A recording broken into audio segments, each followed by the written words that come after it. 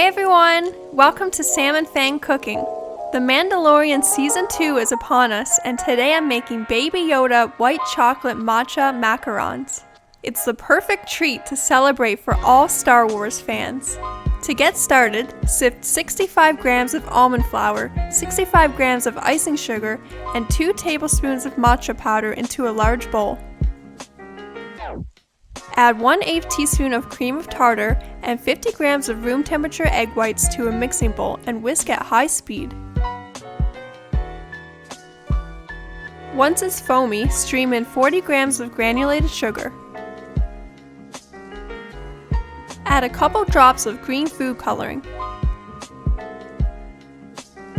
A light green is fine because the matcha will provide a bit of green color too. Whip until you get stiff peaks like this. Add it to your dry ingredients and start folding. Along with folding, you should press the spatula against the side of the bowl to knock extra air out. Fold and repeat until it runs off your spatula like lava. Add the batter to a piping bag with a small round tip. I added a little batter into another piping bag with a really small tip to use for the ears. Pipe circles onto a silicone baking mat. On half of them, pipe the ears. Make them a little smaller than needed because it will spread a little and become bigger. Baby Yoda has big ears, but he's not an elephant. Tap the pan to knock out extra air bubbles and let rest for up to 30 minutes to dry out. This ensures they don't spread and rise up to form the feet. Bake one tray at a time. I bake them at 310 Fahrenheit for 12 to 14 minutes.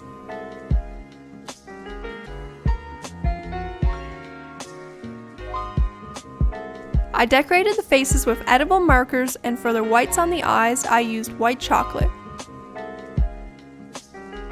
If you aren't confident with your drawing skills, you can practice on a piece of paper first. Then you will be ready to do it on the macarons. For the filling, I'm making white chocolate ganache. Add 100 grams of white chocolate to a bowl, and heat up 40 grams of cream. Pour the cream over the chocolate. Cover it to keep the heat in and wait a few minutes before stirring. Then stir until smooth. At first it may appear it's not going to mix, but keep stirring and you will end up with a smooth ganache like this. Let this sit at room temperature or in the fridge until it's pipeable. Add it to a piping bag with a small round tip and fill your macarons.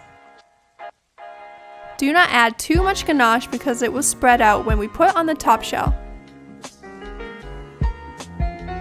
Finally, put the top shell on, pressing a little bit to spread the filling to the edge, and you are done. And that's it! I love pairing matcha with white chocolate. The flavors work very well together. If you also love macarons and Star Wars, this recipe is a must-try. It is also a fantastic way to impress your friends. Hope you enjoyed this video, and we will see you in the next one. Thanks for watching! Huh? Oh? Huh?